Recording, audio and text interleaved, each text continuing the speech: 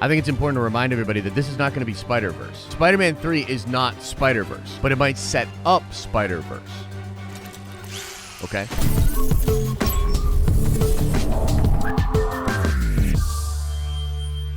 So I want to talk just in general about the multiverse news. Yesterday, before Charlie Cox news, the big news yesterday was that it was confirmed by one of the trades that the actor that played Dr. Octopus in Sam Raimi's Spider-Man universe was coming back. Then a bunch of news broke out, okay? This is what happened. Essentially, a bunch of news broke out like that.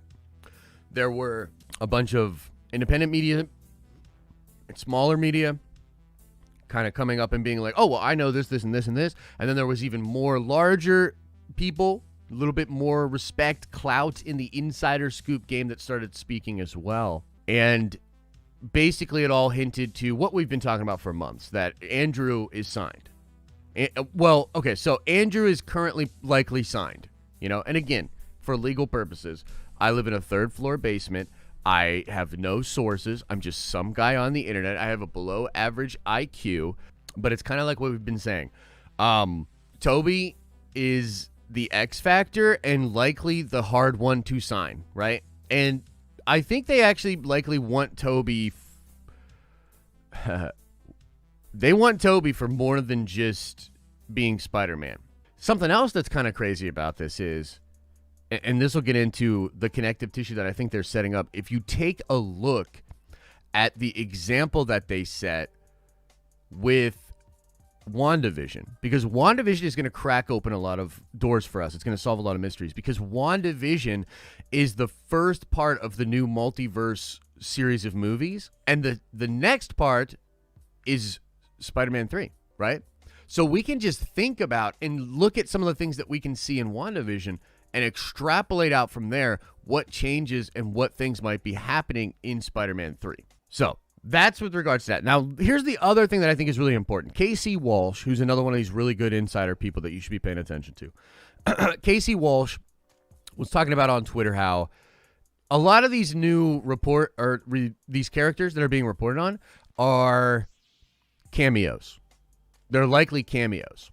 And if you begin to think about what the plot could be for the next Spider-Man movie, I think where most people's heads are at and what we're led to believe is that this is going to be a film about Peter kind of having a crisis of identity, you know, having all of these sort of reluctant hero type thoughts, and him being on the run and being hunted down for being the murderer. But folks, conclusive proof that Spider-Man was responsible for the brutal murder of Mysterio. We know a couple of things for sure. We know that Doctor Strange is going to be in the movie, and that Doctor Strange is going to play a mentor role for Peter. Right? He's still going to have a mentor figure. When's he just going to get out on his own? Why does he have to be Peter Parker, freaking Peter, Tony Stark, you know, whatever? Now he's chilling with Doctor Strange. Look, I will just say the dude's being hunted. Probably doesn't have a lot of friends. Probably can't be hanging out with a lot of people that he normally hangs out with, at least in the first couple acts of the movie. I think Doctor Strange isn't necessarily so much a mentor figure, even though he will play a mentor role. He's like a weird lifeline figure almost, like Peter's lifeline to normalcy, to being able to have communications, to being able to have a relationship with somebody while all this chaos is happening around him. I think we need to be patient and see what kind of a relationship they're going to set up with this. I think Peter is going to grow a lot in this film. I think that a lot of the cameos and the multiversal things that are being set up are meant to aid in the evolution of the Peter Parker character, the Tom Holland Peter Parker character. Although there's a lot of crazy stuff coming out and there's a lot of multiverse stuff to get excited about, I think it's important to remind everybody that this is not going to be Spider-Verse. Spider-Man 3 is not Spider-Verse, but it might set up Spider-Verse. It's almost like a Ghost of Christmas Past kind of thing, right?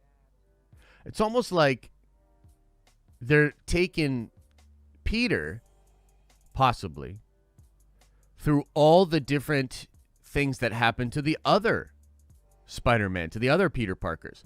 Maybe Tom Holland is going to get a look at the cost, the sacrifice, the weight of being Spider-Man.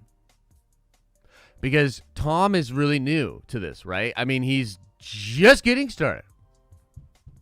Just a kid from Queens. And I think it might be kind of cool for this kid from Queens to see all these different versions of himself and to see all these different things of himself, understanding that, hey, man, this struggle ain't going to stop, dude. This is Peter Parker. This is who you are, Peter. And so I say all of that just kind of to say that I think there's people out there that are concerned that this film will not service Tom Holland's Spider-Man or his Peter Parker as a character. And to that I tell you, shut your mouth when you're talking to me. What you're saying makes no sense. Shut your mouth! Okay, enough of all that. Look, my point is, curb your expectations for Spider-Man 3. They're just going to begin to set up the multiverse stuff, but also don't get down about it because, yes, it is going to blow your minds in all the ways that you think it's going to blow your minds. Because really, and that's it for the notes. That's it. I'm going to go through the Super Chats. You guys drop your questions in. If you really want something answered, drop it in a Super Chat form. If you don't have any loot, don't worry about it. Just drop a question in and we'll try to get to it. Dirty Nap says, yo, I love you, but you kind of look like Dwight Jr. That's awesome. I've actually never heard that before. Phil Cook with the $10 holla says, dude, you're giving me chills. Yeah, I mean, man, this whole thing is so wild. Like, I don't really know what to expect, actually. I've been thinking a lot, and for me, it's kind of gotten to this place where, okay, I kind of think I know what they're doing with some of this. I have some ideas. I have some insight. And so everything I hear, I'm just trying to like kind of mold it or fit it into making sense with all the other things that I've heard. Steve says, too much stuff breaking to figure out one question. Wow, stream recap are great and getting better. Oh, thanks, man. Yeah. We've been working on them. I had a meeting with Elisa yesterday, and we went over some strategies on editing the streams, and I think the one we dropped late last night was really good. She's doing great, man. She's awesome. I'm very happy to have her on board. I want to expand and get more editors involved and just keep cranking out content. Chuck Taylor says, I subbed to help y'all with video editing. Theory asked for help on live. So did Al. Haven't gotten through yet. Chuck, did you send me an email? Send me an email at thedenofnerds@gmail.com. James Heaton with the $5 holla. Was Dane DeHaan confirmed or just a rumor? Would you prefer him, Willem Dafoe, or James Franco? Could you see them bringing in Dafoe or Franco? So at the time, and I'd have to look into this, at the time, I believe it was pretty solid that Dane was coming. I think Dane DeHaan is definitely going to be in that movie. I would have never guessed that Cox would be there, says Whack Video Productions. I know, right? It's kind of crazy. Dinjarin says, haven't caught a stream in a while. I'm sorry. In Vegas, opening up a new branch, but whoever said there was too much Star Wars news, are you happy now? All right. Yeah, exactly. D-Men said with a $5 holla says he's earned the right to make those power plays, and they work more often than not. Dude is a gangster. Oh, yeah. I'm going to write a book about Kevin Feige one day. I'm a big-time fan. I simp hard for Kevin Feige. Andrew Godoy says, thoughts on John Watts directing all the characters. John Watts is a good director. He's got an incredible team behind him. I think it'll be handled delicately. John Watts is great, man. Writes reviews with the $5 holla. Says, what Marvel character do you want to see most in the MCU that has never been rumored? That would be Kane, Scarlet Spider. The Scarlet Spider, but the Kane version. Not Ben Reilly. I like Ben Reilly. Ben Reilly's aight. But I like Kane, man. Feige said they wanted to do different villains from previous Spidey movies. Can Marvel do Hobgoblin properly? Always liked him more than Green Goblin. Great point, James. Thank you for the support. Appreciate the love. Let me dig into that a little bit. What if Feige doesn't want to just tie into these other Spider-Man movies, but he wants to kind of like do his version. He wants to kind of prove that he's like, yeah, I could have done all of this better. What do you think the chances of the Fantastic Four are showing up in Doctor Strange 2 as well? The Fantastic Four may well be teased in some of these other projects. I'm not sure. I've been hearing wild things about the Fantastic Four. Wild things. But regardless, I think they will play a role in Ant-Man 3. Do you see GG coming back from Spider-Man 1? Who's GG? I'm not sure what you're referring to there. Tiki. Can you see Thomas Harden Church coming back as Sandman? Yes, I can, and it would be fantastic. Yeah, okay, we're going to call it there, guys. Thank you so much. Y'all are amazing. The support's incredible.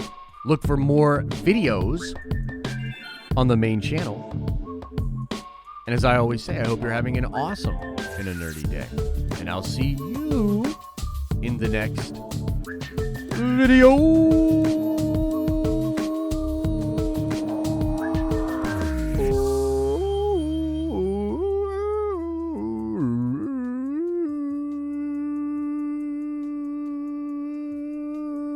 Still going. This is breath control from when I used to play tuba. You gotta just. Yeah, I used to play tuba. Shut your mouth when you're talking to me.